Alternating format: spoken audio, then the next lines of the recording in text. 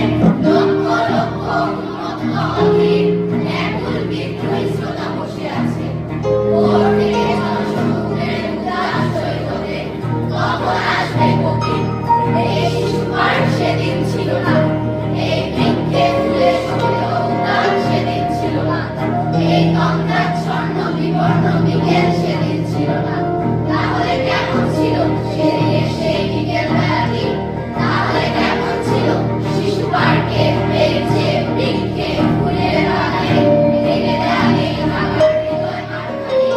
জানি সেদিনের সব স্মৃতি চিরে রয়েছে উত্তল আলোহার।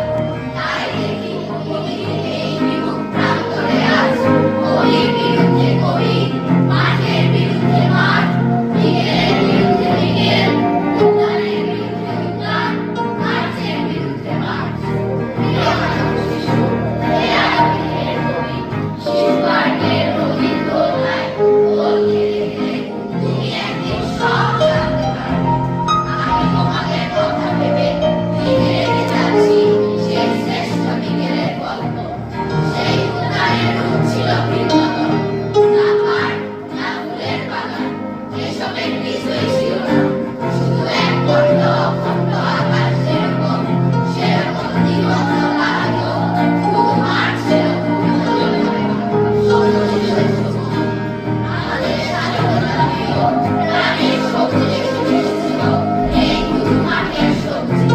কমলায় কবজিতে লাল শাড়ি পেতে এই মাঠে ছুটে এসেছিল কারখানা থেকে লোহার শ্রমিক।